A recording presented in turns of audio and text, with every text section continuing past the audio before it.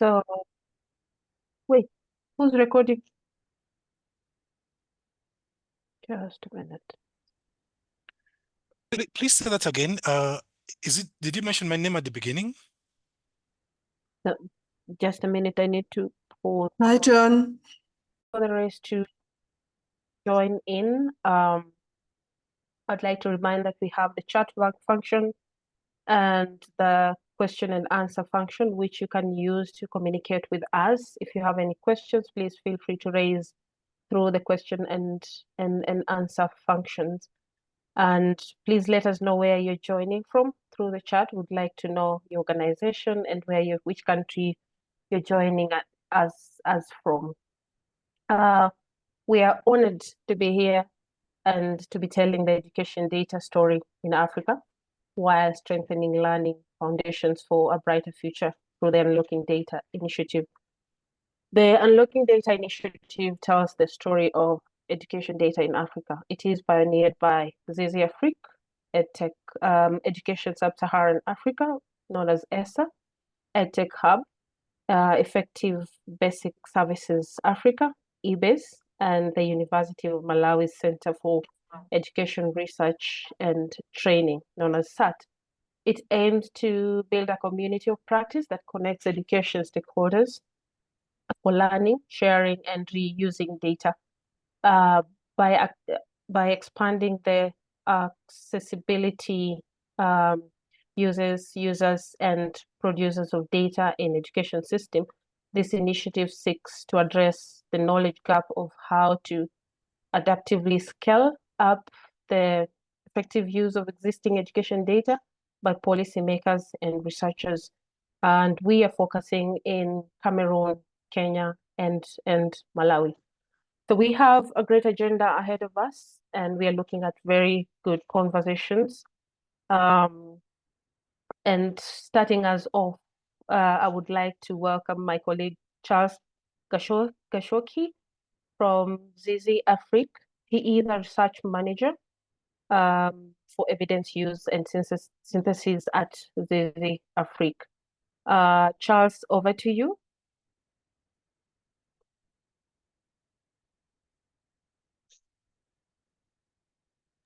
Yeah, thank you, Gillian. Thank you, participants, to this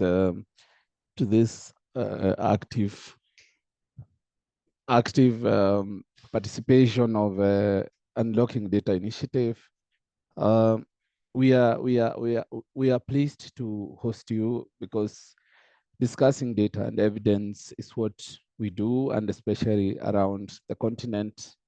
And I'm pleased to introduce the distinguished panelists and speakers who are going to give us a chat on the purpose and objective of the Unlocking Data Initiative, particularly providing us with a brief history, the practice, and what the future holds for this initiative and the data and evidence space. And in this case, I'm trying to find out whether Maurice has joined. Someone tell me whether he has joined so that.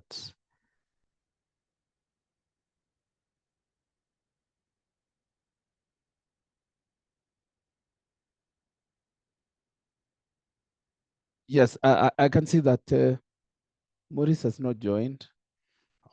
So the Unlocking Data Initiative, so I can take that part so that we move. The Unlocking Data Initiative is as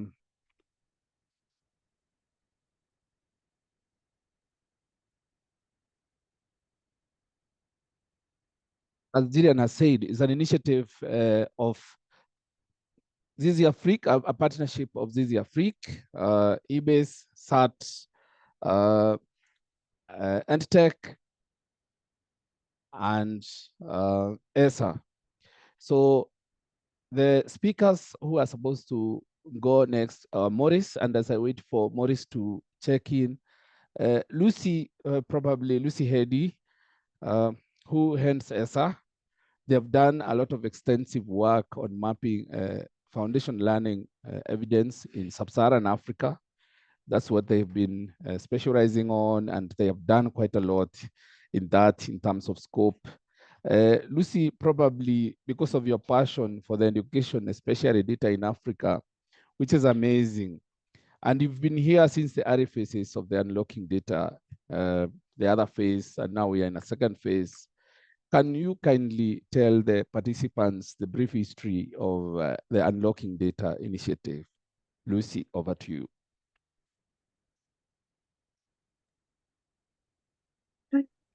Thank you so much, Charles, for that introduction. And I see Morris is now online, so you can go. We'll just swap order, Morris, and I will go, and then Charles can bring you in.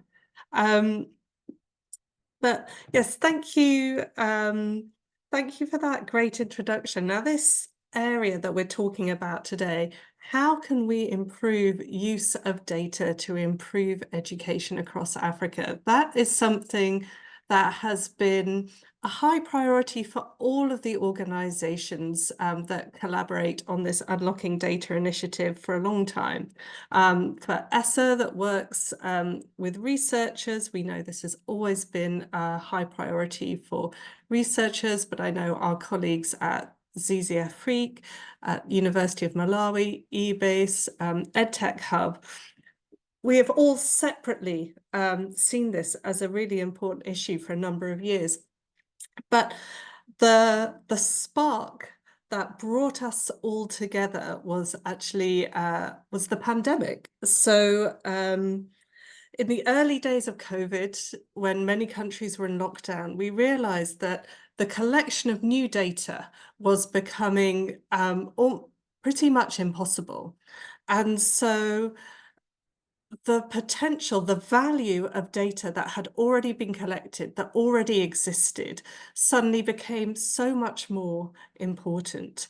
And it was through conversations I had been having with John at Zizi Afrique that we decided, okay, well, let's actually use this time that we were going to spend doing some primary data collection, doing other things. Let's use this time to talk about how we can use the data that already exists.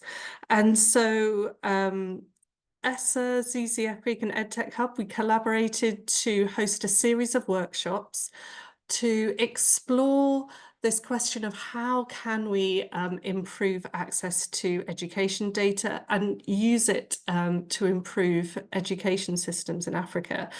And we really focused on bringing out voices in Africa in those conversations. We were not looking for another donor-led project. We were looking for what was really going to help systems in Africa improve. And through those workshops, we learned some important lessons. I think the first was about the need for harmonized approaches that could then be used at the country level, so that change was really going to happen at the country level. While we wanted to have a continental level conversation, really change and action had to happen within countries.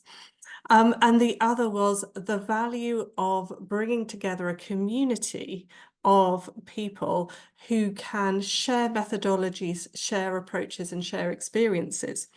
Those lessons were important, but I think on a really practical level, the most important thing for this work that we've done was how those sessions strengthened and cemented the relationship between the 5 partners who are speaking here today. So through that emerged this 5-organization partnership, as I say, ESSA, with Zizi Afrique, with EdTech Hub, with the University of Malawi and eBase, all organizations who were already working on and thinking about this problem and thinking, how could we collectively shift the conversation? And we've been working together to develop methodologies, to pilot those, increase our understanding, coming together regularly to share those experiences and insights. I guess it's been 4 years since COVID now, so for the last four years. And we're very excited now to have been given specific support by the IDRC through the KICS program to accelerate this work and broaden the conversation. So I'll hand back to you, Charles. Yeah, thank you. Thank you, Lucy, for that brief history of. It has been long. It has been a long journey putting up data and putting it into perspective and mapping the data. And now that I see Maurice is here, Dr. Maurice is the Director of Research at Zizi Afrique, and he also has an extensive knowledge of the first phase of the Unlocking Data Initiative. And Maurice, while you're on this, before you walked in, you were the one I wanted to introduce first. Now that you are here with me and with us, you can kindly briefly tell us what was the purpose and objective of the Unlocking Data Initiative? And when you are at it, what does it aim to achieve in Africa, and particularly to the 3 countries that we are working in, Kenya, Malawi, and Cameroon? Maurice. Thank you, Chas, and thank you, everyone. And sorry for joining me later. The time I was almost joining, I got a distressing call and I had to address it. Sorry for that. It was not my intention to come here late.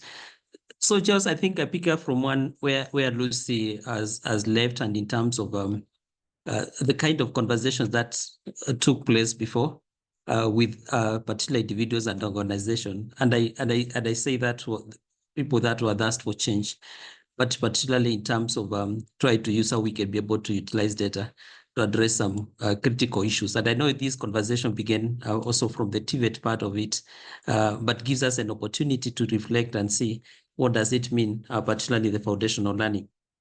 So the Unlocking Data Initiatives itself that we are talking about here is about scaling up users and users of data in the education system, and with a goal of addressing the knowledge gap, and particularly how to adapt and scale up effective innovations that exist within the education sector or even outside the education sector, so that you can be able to address pertinent issues, and particularly in this case, we are talking about foundational learning, and with a focus on children that are 4 to 10 years. And I'm sure people know within the region in Africa, and particularly where we are, is that quite a number of children are in school, but they are not learning. And from the evidence that you know, almost 50% of children are not reading at the right level. When they're presented to text, they're not being able to live at that right level. And some of them, in some countries, is even up to 90% from what I learned from the East African community, evidence that was presented last week in Arusha. So use of data and evidence in the education space, right from school to the national level, then becomes quite powerful for us to see whether we can be able to start changing this narrative. And I think this is where the origin of this scaling the Unlocking Data Initiative came to be. And in this case, we seek to answer kind of 4 questions. One is around objectives. One is around building knowledge on the effective ways to scaling up this approach. And I think that is so essential, not only for application within the foundational learning, but also generating evidence that can be utilized to start addressing other issues that are pertinent within the education, and that call for attention and use of evidence. The second thing is that looking at the system and try to look on what capacity needs are there for policymakers and researchers to be able to assess and utilize data, particularly in policy formulation, but also in decision-making and implementation of initiatives. So from the discussion and moving this from where Lucy and the team picked it, then moving it to a level whereby we know we have within the decision-making capacities that can be able to utilize the evidence. But more importantly is actually knowledge mobilization. And this is where we also have communities of learning, particularly in terms of what are the best practices, we have been able to learn from one context to the other, and how we can be able to utilize some of those knowledge that is already existing to improve foundational learning. And lastly, it's about public goods. And in this case, it's building knowledge and around approaches to data collection, approaches to sharing evidence, and particularly generation of public goods, and ensuring that those groups that are likely to be left farthest are brought to board. Those groups that most are affected by this problem of foundational learning, they're actually addressed. And in this case, we are learning, And we are using a kind of a cyclic approach to it, such that we are generating evidence to inform scaling up and inclusion, improvement of foundational learning, but as well as us learning and try to see how we can be able to position ourselves to be able to inform the education space better. Thank you, Charles Adova.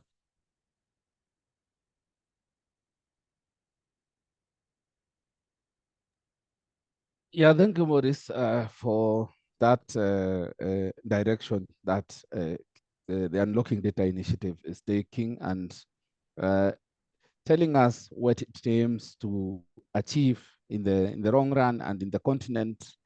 Just to remind our participants that this initiative is active in Kenya, Cameroon, and Malawi. That's where we are working in currently, so that we see how can this be upscaled to other countries. And it's because it is our data that we should correct. We are the only ones who can tell our story. So it's important that we correct our own data, to use our own data to influence policy making. Thank you so much, Maurice and Lucy, for that brief history, the objectives, and the purpose of the Unlocking Data Initiative. I want to welcome Esme from Cameroon to take over so that we can have the next session. Esme. Thank you very much. Good afternoon, everyone. A correction, Charles, you have promoted me to go to Cameroon. I'm from Malawi, and I want to thank the previous speakers, Charles, Lucy, and John, who have touched on the country engagement aspects. And at this juncture, would like to dive into why Unlocking Data Initiative is important in Africa, and particularly for our countries and our ministries of education. So this time I would like to appreciate and welcome three esteemed colleagues from the ministries of education in the three countries. From Kenya, we have Bartholomew Lumbasi, who is Director of Policy, Partnership and East African Affairs at the Ministry of Education in Kenya. Then from Cameroon, we have Mr. Tomo Joseph, Technical Advisor to Ministry of Basic Education. And from Malawi, we have Mr. Lanken Nkata, Head of EMIS in the Education Planning Directorate of the Ministry of Education. And these speakers will tell us why Unlocking Data Initiative is important in the three countries and to the ministries of education. I now invite, in the same order I've mentioned, the speakers, Bartholomew, to start, and then after that, it will be Mr. Joseph, then lastly, Mr. Nkata. Over to you. Thank you.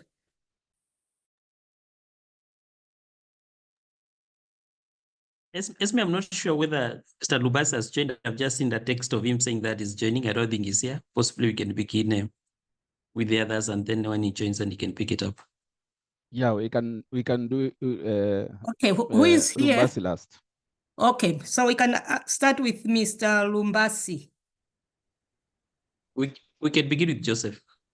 Oh, okay, Joseph. Okay, Miss Joseph, can you start, please? Then after that, Lanken. Yeah, good afternoon, everybody. Good afternoon. Good afternoon, everybody. And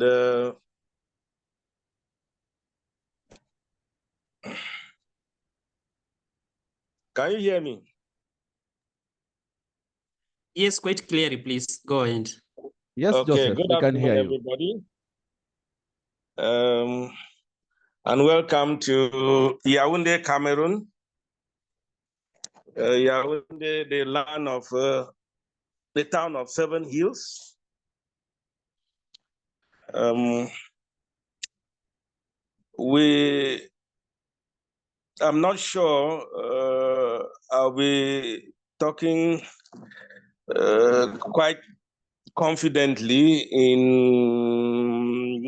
the light of what you expect, but I want to say some of the issues that we have been going on with as far as data is concerned. and how the data so far has been useful in education in Cameroon. So far, the Ministry of Basic Education, as of now, has carried out a number of programs which are data-driven. The first one that comes to mind is a World Bank project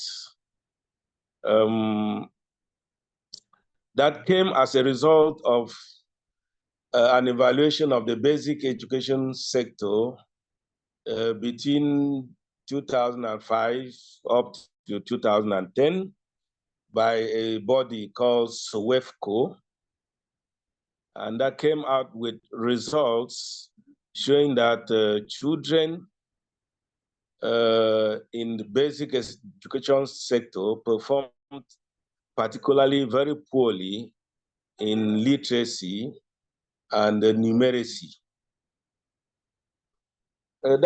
Those results initially were not understood by the stakeholders because the stakeholders had not yet been well sensitized as far as data-driven decisions are concerned. And when those results were presented, there were lots and lots of resistance.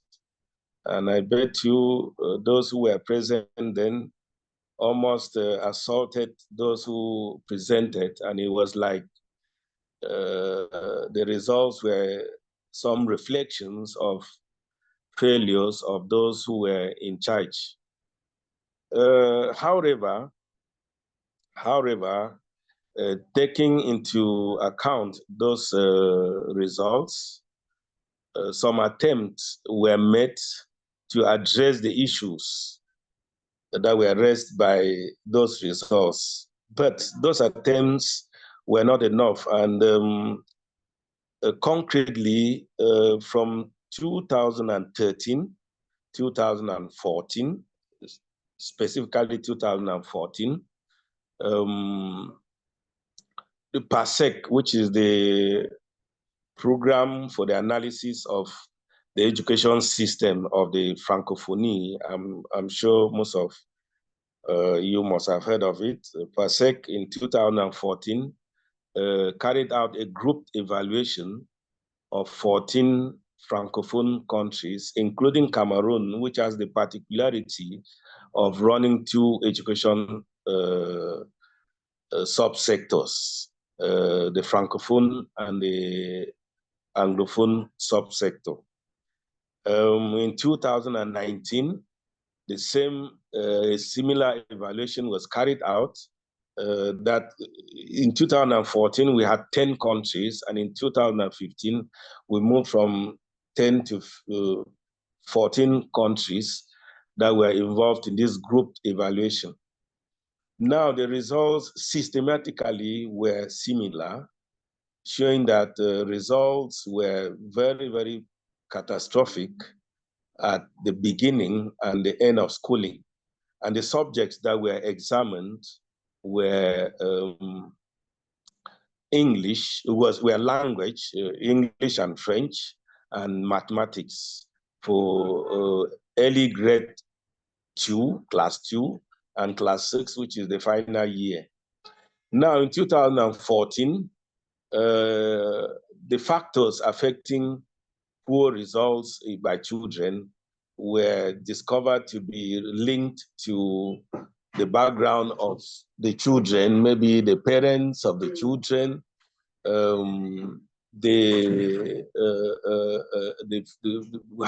the background of the parents, the region where they come from, and so on and so forth, and the teachers.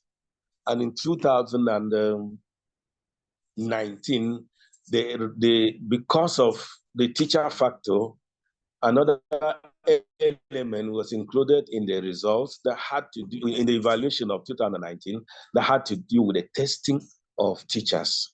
Teachers' tests were to be tested in methodology, in didactics, and in content. And the results still showed that teachers lacked a mastery of not only the content, but also the methodology of teaching these subjects. And the question is, how would we expect children to perform well in subjects when the teachers teaching them have difficulties in mastering the subject matter and in mastering how to put across the subject matter to learners? This, in addition to the other shortcomings, the lack of textbooks by the children, the zone where they come from. I'm talking about the zone. Cameroon has been divided into two major zones. You have 4 regions of Cameroon, which are called education priority zones. That is the East region, the North, the Adamawa, and the Far North, and the others. And so now, the taking cognizance of these results, the stakeholders, the ministry and the partners of the ministry, the financial and technical partners, started reading meaning into these results and started realizing that it was important to address these results. And that is when a major project was conceived by the World Bank, which is currently going on, called there is a program for the amelioration of the education quality of Cameroon, called PAREC. And this program has a number of pillars. It has up to 7 pillars. And among the pillars, I would like to cite a number of them. One pillar has to do with the recruitment of 3,000 teachers every year over a period of 5 years. I think they're in the 4th phase now. Another one has to do with training of teachers, a huge number of teachers, recycling teachers, to address the issue of that has to do with shortcomings as far as teachers are concerned. Another one has to do with the supply of textbooks, necessary textbooks to schools. And talking about those necessary textbooks, we are talking about essential textbooks, which are textbooks in mathematics, textbooks in reading, to address the issues of literacy and numeracy. So these are this is how the government tried to address it. And I did talk about the education priority zones. One of our major partners is the French Development Agency, better known by its French acronym as AFD. They got interested in the results and wanted to address the shortcomings coming from the education priority zones. So for over a period of 3 years, they sponsored a program that had to do with the remediation of teachers in these particular zones. And how did the remediation, how was it carried on? It had to go from identifying the shortcomings addressed by the results. It means that we had to carry out an in-depth study of the results as presented from the evaluations to identify the key areas in numeracy and literacy, where teachers were found wanting, where children were found wanting, and where teachers were found wanting, and to cross them, do a certain hierarchical arrangement to see which of them were most urgent to be addressed, following the syllabuses, and then develop modules to train teachers in the field through a hierarchical training program to address this shortcut.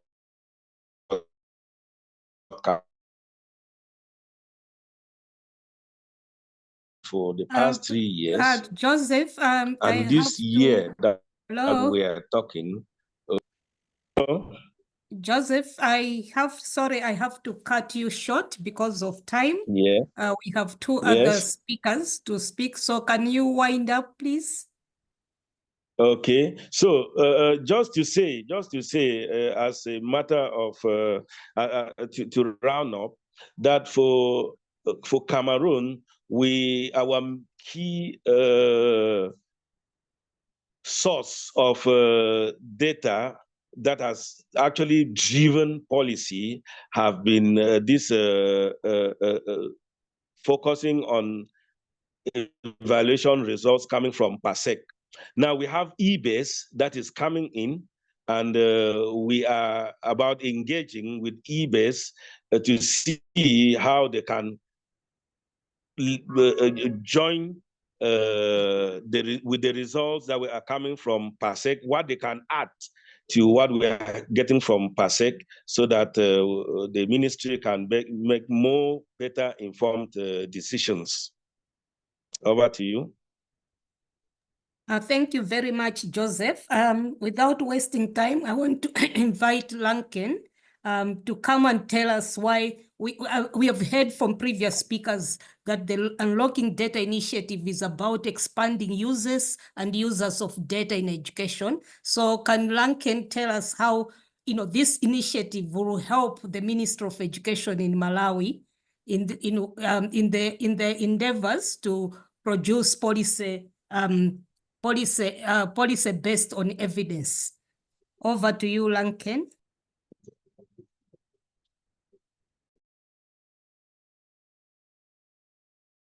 Hello, are you able to hear me? Clearly, yes.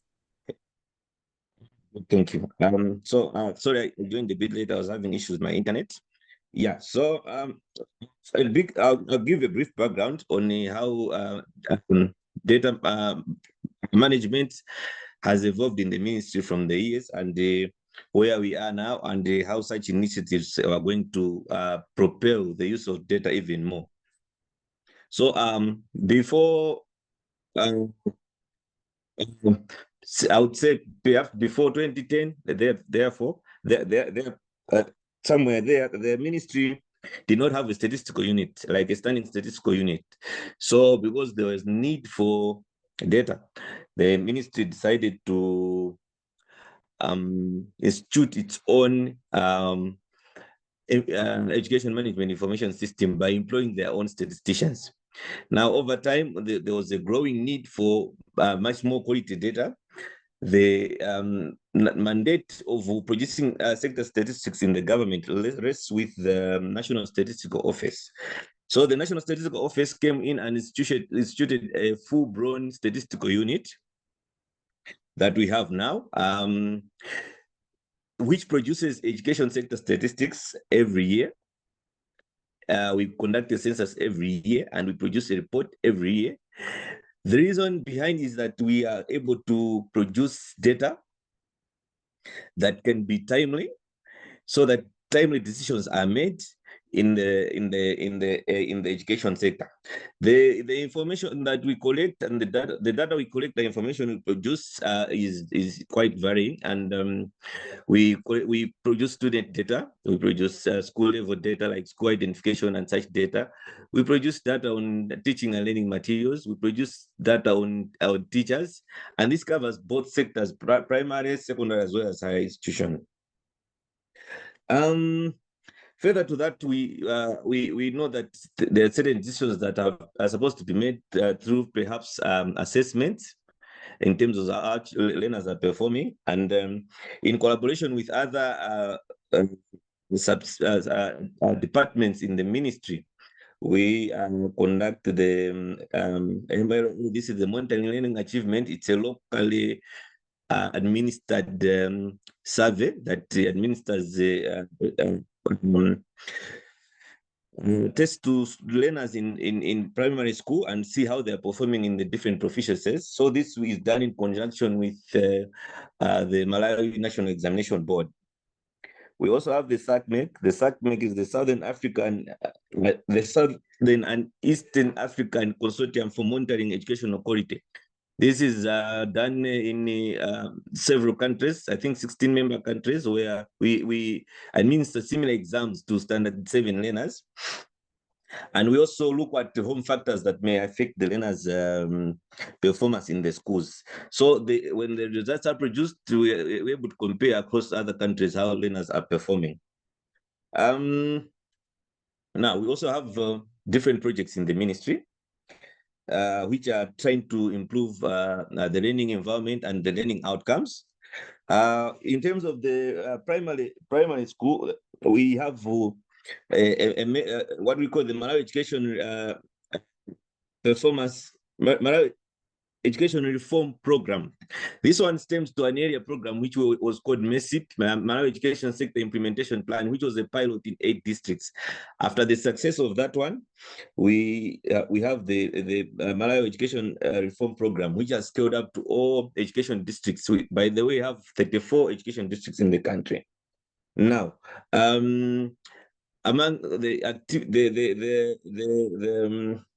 the project has different components. Among them is a component which deals with okay, so the education, a brief background, the education system is structured here in a way that you come from ministry headquarters and then you go to the districts. I think in other countries, these are called provinces. We have the geographical districts, which are 28, but here, because of administration of the education sector, we have 34 of them because other districts are very huge to be managed as the one district. From there, they go to the zones, and then the school. One zone has on average like 15 to 20 schools. So this project is created an assessment. It's called the Common Zonal Test, where a standardized exam is administered to all the schools, all at the zonal level. And then results are produced. And so as our role in making our role as data as MIS is that we analyze these results after the learners have written the exams and then they have been marked. They give the data to us. We analyze results. After we analyze these results, we produce what we call a report card. These report cards are produced by zone, by school rather. Every school has receives this report card. This report card details how the school has performed. Firstly, in all the subjects, that means like 3 subjects: mathematics, language, and the Chichewa. Chichewa is a local language subject. And then that means that in standards 3 and 4. And then that means we produce results by class, by subject, and by gender. And then how the school is faring in relation to other schools in the zone. So the importance of this feedback process is that when we produce this report card, it shows clearly how the school has performed. This is the when we are disseminating these report cards, it is done with the school management as well as the community, where you have parents, teachers association, whether school management committees. They are part of the dissemination to see how the school is performing in these examinations. This will helps the schools to make decisions on how best they can improve, and they also have how they relation on how they've performed against other schools in the zone. So Langton, also, Langton, you've got 1 minute remaining. Can you wind up, please? Thank you. So you should have told me before how much time I had. That's fine. I'm winding up. Thank you, Esme. Yeah. So basically, This is a round and round process where we provide feedback to the schools on how they are performing so that they can do better. All this is providing evidence to schools and to management. We also do a national level analysis on how the situation is on the ground and how best decisions can be made in order to improve the situation. I think in a nutshell, that's what I'll bring on the table. Thank you so much. Thank you very much, Lanken. And lastly but not least, I now invite Lumbasi to present on Kenya perspective. And, we will have to finish at 10 to, my time will be 10 to 4. So you have got about, I'll give you about 10 minutes since I'm sorry, the previous speakers, I didn't mention the time limit. So you have 10 minutes to tell us, from your perspective, why you think the Unlocking Data Initiative is important to your country, in particular to the Ministry of Education. Over to you, Lumbasi. Yeah. Thank you so much. My name is Lumbasi, as you've heard, and I want to thank you for convening this meeting and for allowing us to exchange ideas on the essence of data and how important it is in unlocking the big potentials that we have in enhancing learning in our education system. In Kenya, this dates back to 1998, when we had attempt and support from World Bank in establishing EMIS, which has evolved over time, and currently with the support from the World Bank and the GP grant that we received, we had KEMIS in place, and we are strengthening this so that we can have a holistic integrated data that is cuts across different sectors. And what we have achieved out of the national education management system is that we are able to collect data, and this data has been very important in allocation of resources, especially with capitation and teacher deployment, as well as deployment and construction in schools, that's in form of infrastructure grants. And the most unique one is that the learners were able to get support for health through EduAfya, where they could get access to free treatment. In order to track the learning achievements in terms of literacy and numeracy, Kenya has been supported and been participating in the first studies that were supported by the bank with USAID, EGRA, and EGMA, which were able to measure the elements in terms of literacy and numeracy. And out of this particular feedback that we had, the government policy on textbooks was changed, and we are able to achieve provision of literacy materials and numeracy numeracy textbooks to schools at a ratio of 1:1, and we are glad that this was able to help us. And all this is aimed at improving the literacy and the numeracy levels. And also for us to compare ourselves in the region, we participate in SACMEC, and currently Kenya is participating in PISA. And all this data is generated to enable us to establish where are we as a country. And therefore, the biggest issue here and challenge has been a lot of data is mined, but this data is not synthesized in good time to help us to have strategic level decisions being made in ensuring that we are responding to the needs of the cohort in good time. And therefore, if currently the government is re-engineering KEMIS, and we are sure that leveraging on technological apps will be able to get this data in real time. Another thing that in line with the digitization of our economy, as per the president, the Kenya National Examination Council has embarked on e-assessment, which gives us a very big opportunity through the CBC to assess these learners and establish their levels in terms of literacy and numeracy. And therefore, we look at this data as very important because we are able to know what strategic interventions in terms of retooling of our teacher, changing the pre-service teacher training, and improving on our governance structures to enhance accountability and transparency. So data is very important because it ensures that we utilize this in good time. And therefore, we are saying that if we establish and expand on and build, strengthen the capacity of governments and other stakeholders so that we can collaborate in ensuring that we have a responsive, flexible, reliable, adaptive data management systems that will provide us with reliable data for decision making in education.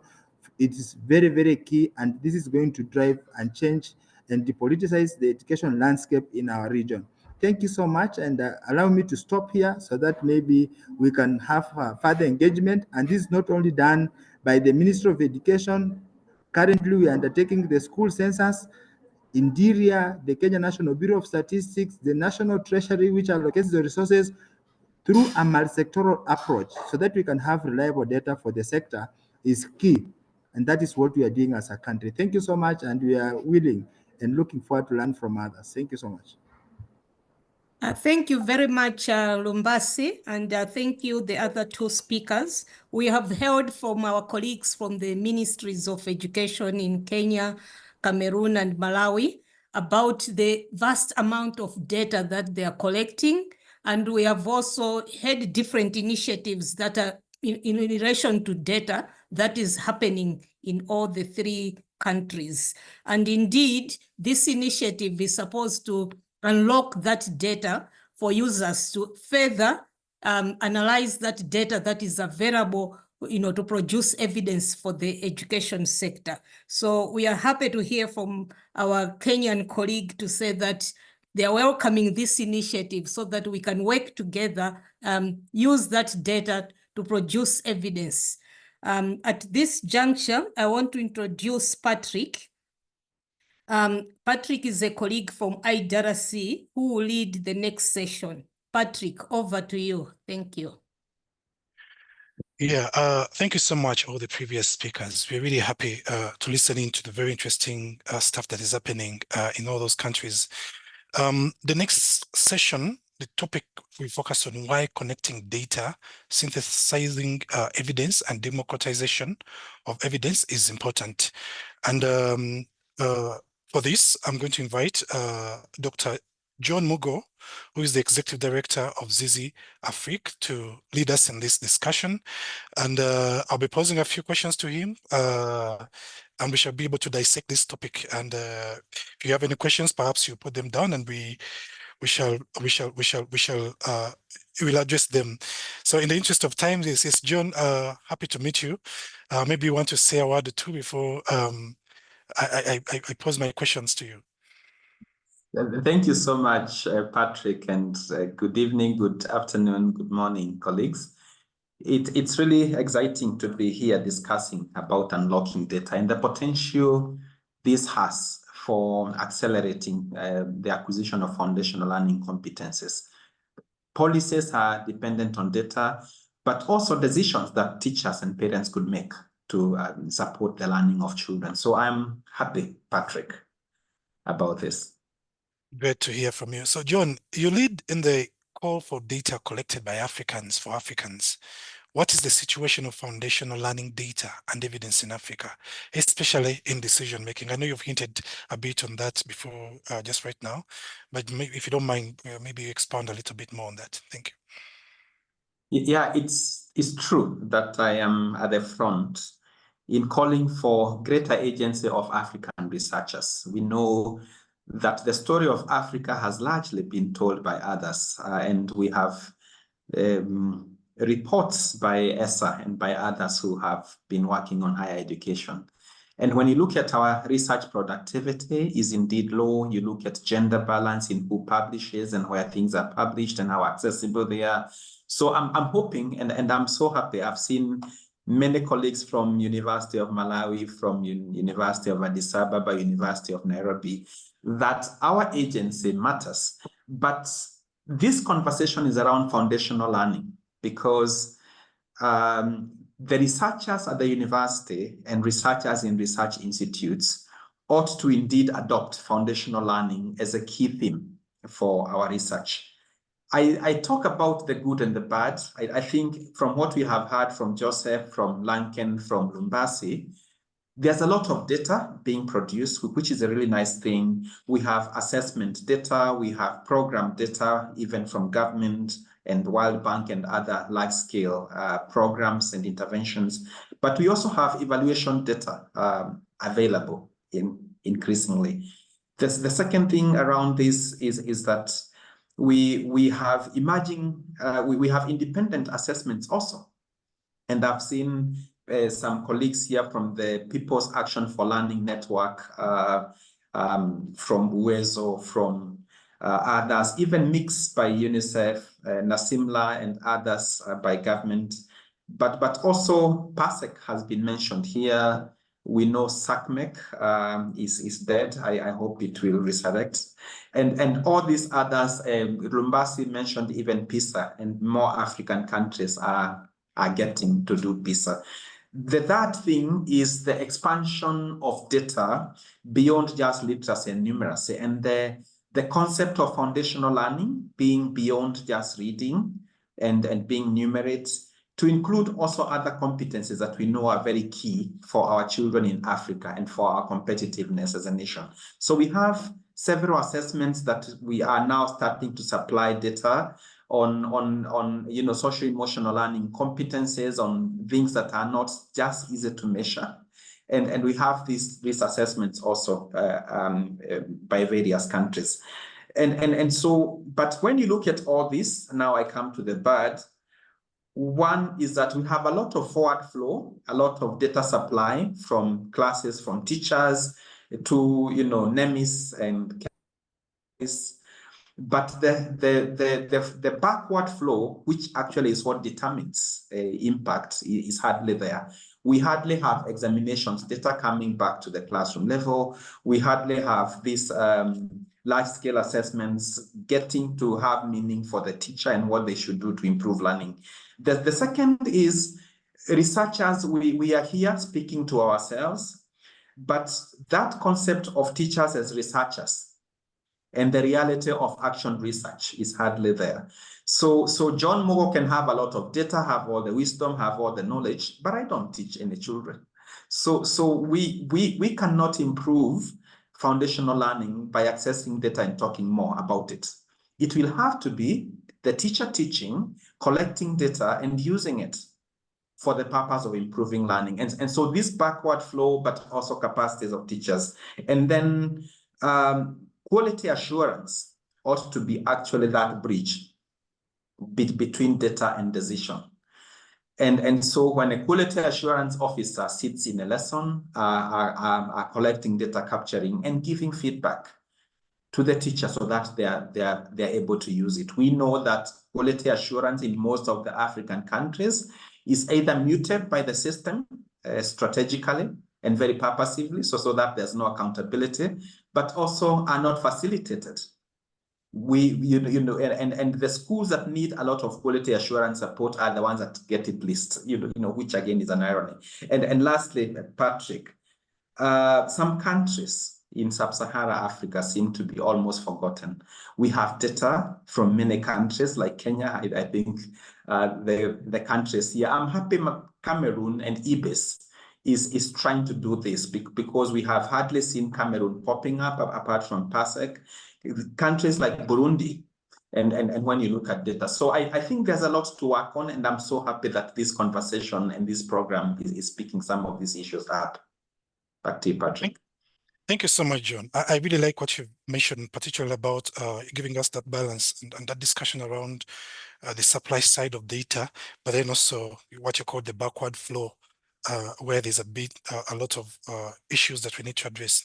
So my next question is, in your experience, what are the data politics and around democratization of data? Could you speak to us about that and what it means to this discussion? Thank you. Yeah, as we all know, data is very political, data is heavily guarded. But I think I add something to that question.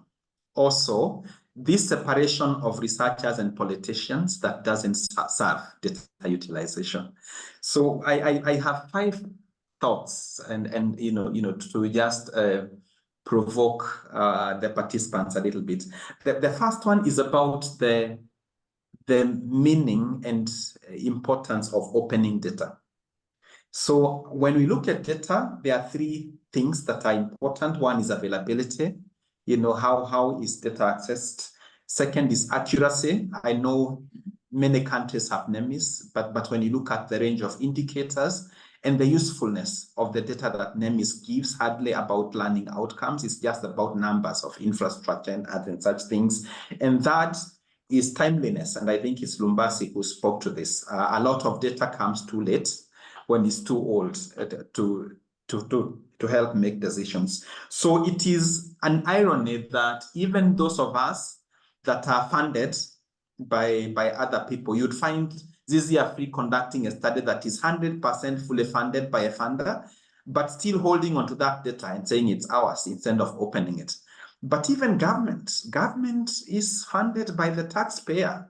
So why should government be keeping official data to itself? That data belongs to citizens because it is citizens funding it. So I think this concept of opening data, it needs to be pushed. Data ought to be available to everyone so that then even a parent, a teacher somewhere can be using data to make decisions. And that's the first thought that I put forward. The second is data getting to speak to politics a little more.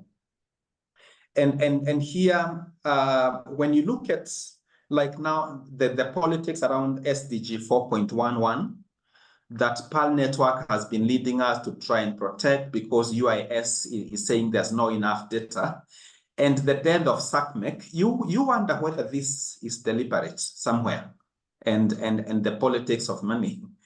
Because why would someone say there is no data, so we downgrade or we remove an indicator? Because then it means that we are going back to just considering access and not learning. And yet, foundational learning is about learning. It's not about children attending school. It's about children having the grade level competencies that are so critical for their eventual learning. So how do we have system data? Like now in Kenya, for instance, we have a grade 3 assessment that is national. Every child completing grade 3, at the end of grade 3, an assessment is conducted nationally. We never see any conversations around how many of our grade 3 children were able to read and where is the issue. So this thing of collecting data and keeping it, how do we have parliament asking for the findings of this and pushing, those that are technocrats making decisions to use data? That is the synthesis of data and unearthing salient qualities, for policy, for resourcing, for scaling, and especially the focus on inequality in our education. We know that we hardly have child level data. I think it was Joseph, but also Lanken who spoke about it was Lanken who spoke about the scorecard. But when you rank schools, that doesn't tell us much and it doesn't help us to change much.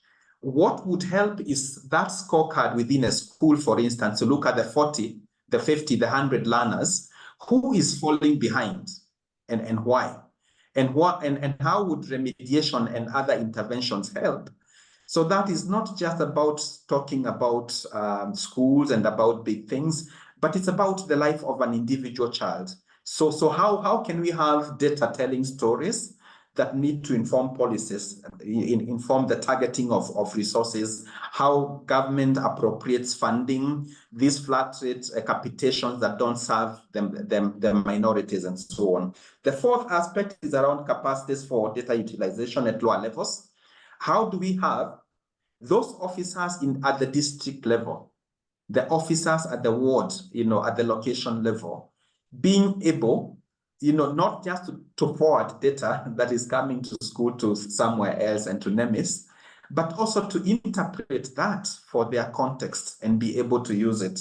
How do we have teachers, school leaders, those head teachers, being able to analyze data on a running basis and making decisions at that local level? So these capacities, I think it is one thing to have data, it is another to unlock the capacities. And this is what our initiative is trying to do. And last is around scholarship policies in our universities. In many of our African universities, the students for masters and PhD must collect primary data, and yet they are not funded. So even those studying disciplines like economics, education economics, they must go collect data. So what happens is that we have universities full of data, of results, of findings that can't help anyone. From 5 schools, some just change the title from one district to another. Instead of saying, Zizi Afrique is having a lot of data because we are funded to do research, APHRC, IBIS. How do we have partnership with the university so that PhDs, instead of going to collect and work on little micro data, come and use this larger scale data, even from NEMIS, from examinations councils, to create knowledge around this and be able to simplify it for utilization. So I think all these webs need somehow to be broken to unlock data so that we have utilization of evidence to make difference. Patrick? Yeah, thank you so much, John. And I think you address a lot of things that that should be coming up as well in my last question. I really like the different, you really asking very provoking questions, and I believe those that have reactions, you have the chat to place them in there. But I like what you've talked about in respect to inequality, in respect to the capacity of the use of data, especially at the lower levels, and those kinds of things, and so many nice things that you talked about. So let me ask my last question on which is something that you've touched on in different dimensions on question 1 and question 2. How can we increase the use and the users of data, stroke evidence in our decision making in foundational learning? I know we talked about it in different ways, but in summary, how do you think we should go about it? Let me just speak to 3 things. One is data policies to support more opening and access to data. And as I said, examinations data, for instance, can give us a lot of knowledge and a lot of things to make decisions, but who accesses it? It is heavily guarded and no one can analyze it. We have been trying, to partner with the Examinations Council to support making sense out of this data so that then the right decisions are able to be made at the various levels.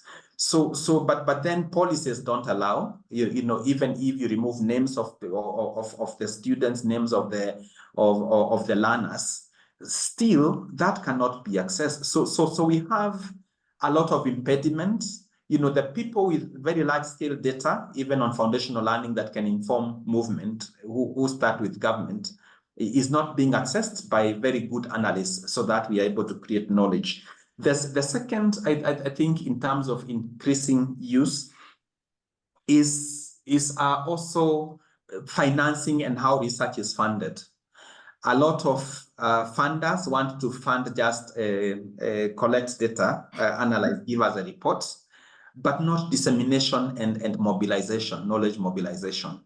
And so funders of research allowing for budgets so that researchers can increasingly also become politicians as we push for politicians to become researchers and be able to interpret and understand data. So that I think is a critical component. And the third that I spoke about is capacities. How do we, on the one hand, simplify data so that it can make meaning to a parent, to a teacher somewhere? That's what a PAL network does with the citizen-led assessments. But on the other hand, how do we train teachers? Like one of the things I'm working and have suggested to Kenyatta University, which is my university, can we, instead of training teachers the general research methods, which is really good. Teachers have like 2 research courses they must complete, but we teach them like they are going to become researchers, and so they go out with nothing.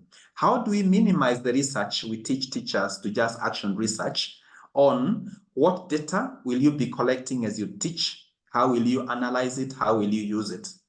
If we were to do that, and then whoever wants to be a researcher can come back for masters, but whoever is going to teach in the classroom, what they need is research that makes meaningful context.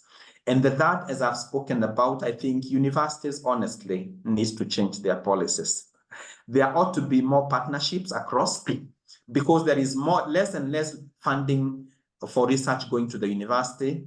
And so whatever makes meaning is collaborating with government so that economists at the university can be working on examinations data to do their thesis, can be working on NEMIS data to do their thesis, can be working on all these other larger data. So that way, we will be growing use on the one hand, but also growing the users of data on the other. Thank you, Patrick. All right, thank you so much, John. This is very interesting. So many questions. I know there are so many things that we would still want to ask you, but unfortunately, the time is working against us, and we need to stop. Thank you so much. You've summarized for us the situation of foundational learning data and evidence in Africa. You talked about data politics in Africa and around democratization, and how we can increase the use of data. And may I also point out that there's some reactions as well for you in the chat. Maybe feel free to just get in there and if you have any other questions for John, please place them in the chat as well. Thank you so much, John. This is very interesting, and we look forward to hearing more on the rest. Thank you.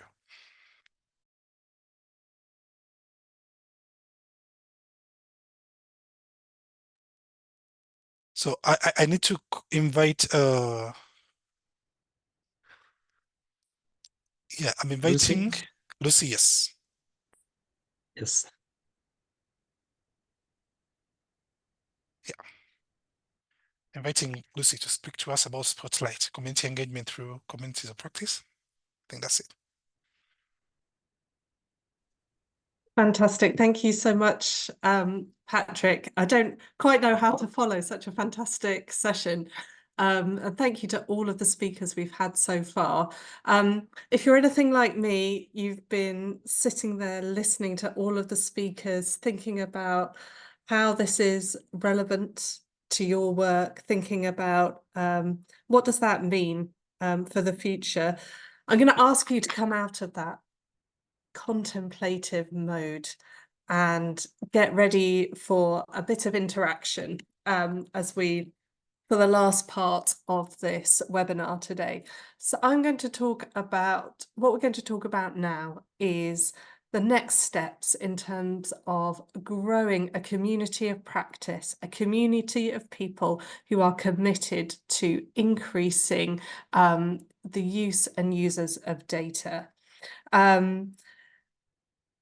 So far, the Unlocking Data Initiative, it has really been a community effort. It has been through the support of colleagues that we have got as far as we have got today. And we are very excited now that with support from IDRC, we are in a position to grow that community of practice beyond the 5 partner organisations here. And bring on board colleagues who are looking for support in ongoing projects, who are looking for inspiration for starting new pieces of work, or simply to connect with like-minded people across the continent. But we want to do that with your input. It's not going to work if we decide by ourselves what you want. We need to hear from you. So first of all, I'd like anyone here who's listening who has been part of a community of practice in the past, just to raise their hand. So if you go to the bottom of your Zoom window, you can see there's a raise hand function. Please do put up your hand if you have been involved in a community of practice in the past. Or now, or still are.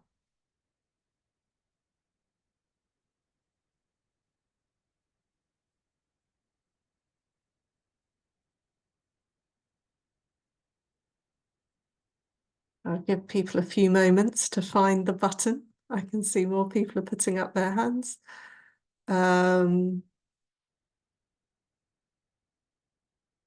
So So we have a few actually from the panelists, maybe more from the panelists, a couple from our three from the attendees. Would anyone of the attendees be happy to share their experience of being part of a community practice? Maybe tell us what community you're part of and how you got involved. I don't know, maybe Nelson, if you would be happy to contribute, Nelson or Ada. Hi, Nelson. Hi, hi, Lucy. Yeah, so I've been part of different communities. I've been involved in one in there's a partnership I'm doing with one of my friends. He's involved in IGSC, the curriculum that is within education. Yeah, so we are kind of partnering. I'm offering the technology, and he's offering the domain expertise. He's a teacher.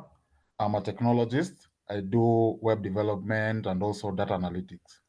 Yeah, so from that kind of engagement with him, we're trying to kind of build a solution that is for students, especially within the international curriculum, because most of them, within that domain, most of them actually travel a lot. And the kind of problem that we find out is that there's that kind of seamless kind of education that we want to implement.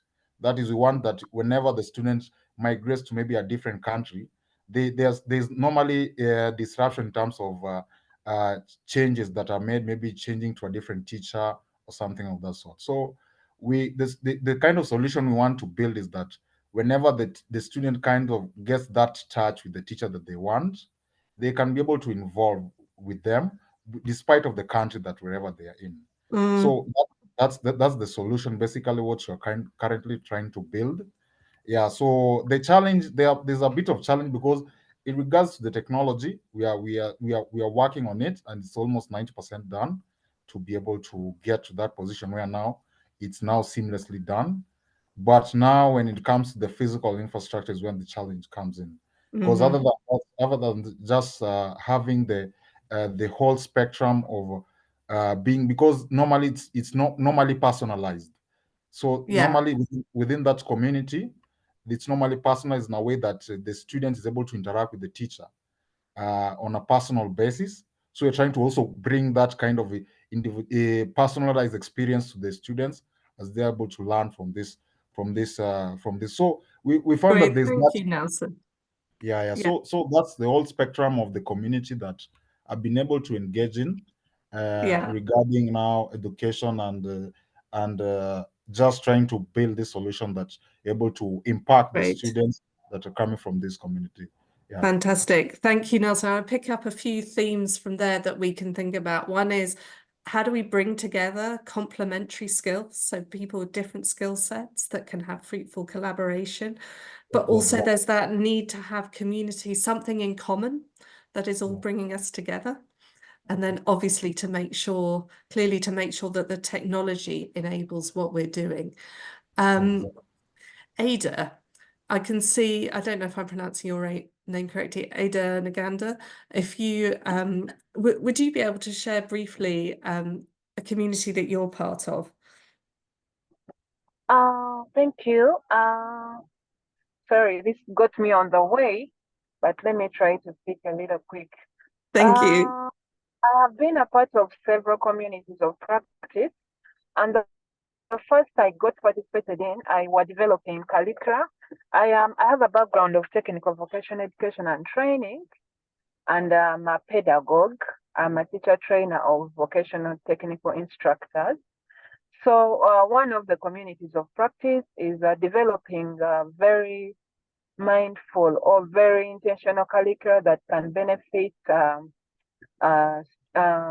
people in Wharton areas. And one, I engaged with some participants, some people from Norway when I was doing my master's program, and some from Southern Sudan, and a few from Uganda.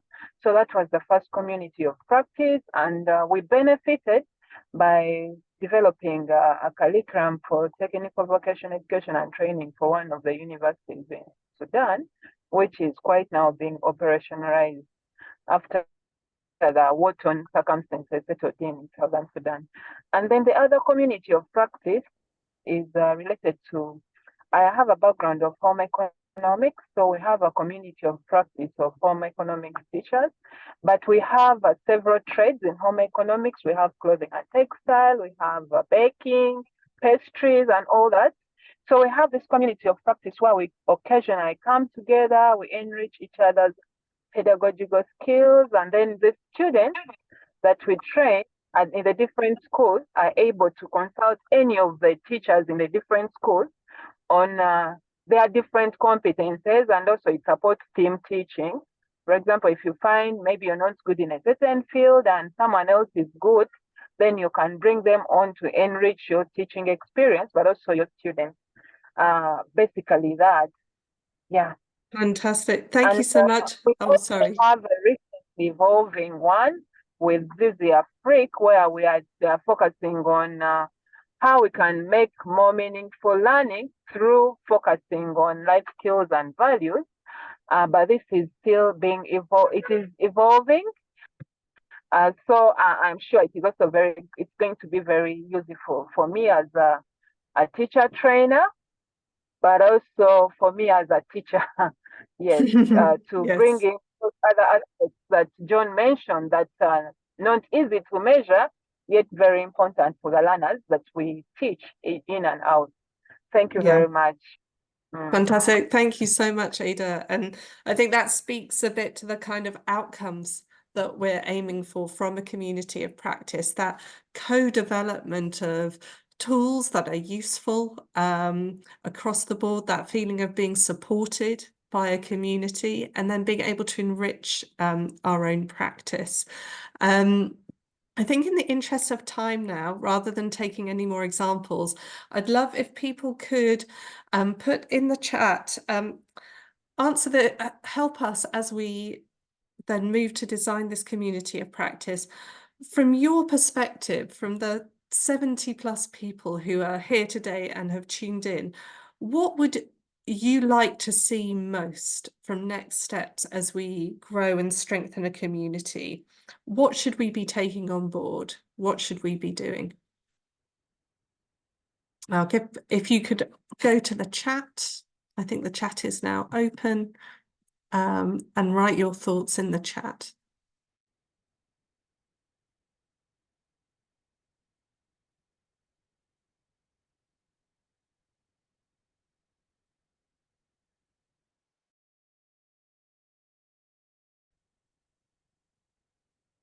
I think maybe it takes a moment for people to write in, or in fact, people can call out if that's easier.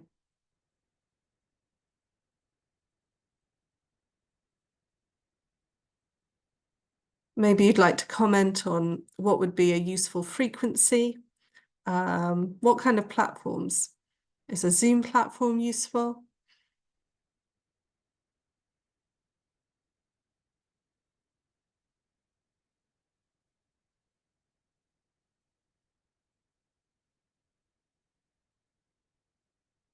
Okay, so we've got a comment here from Joshua talking about sensitizing data custodians. I think that speaks to needing to have bring in a wide range of stakeholders into the community. And I think that's something that really came through for me from the panelists, is how important it is to be engaging researchers and policymakers at the same time.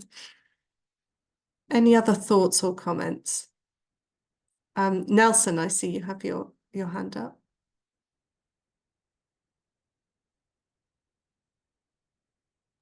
Okay, so my comment, I think there's need of that integration between, say, the domain experts and the guys handling the technology, because handling everything at a go won't be the best way to go. There needs to be that seamless integration between now the domain experts who actually working within those communities in terms of now the education sector, and now the domain experts, that's the people who actually understand how to interpret the actual data and using the technology that is in existence to be able to come up with the interesting insights that can be able to provide actionable, actionable information for actions, for certain actions that now be able to impact these communities. So I think that's where the niche, maybe that's missing. There's a missing bit of that. Yeah, so that's that I can actually provide. Yeah, thank you. That's fantastic. Thank you, Nelson. Roy, would you like to come in? Can you hear me? Yes.